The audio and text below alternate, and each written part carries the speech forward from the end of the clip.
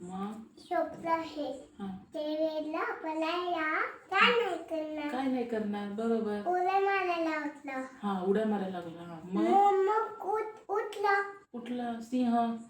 मग दडकाय सोडली ढरकळी फोडली.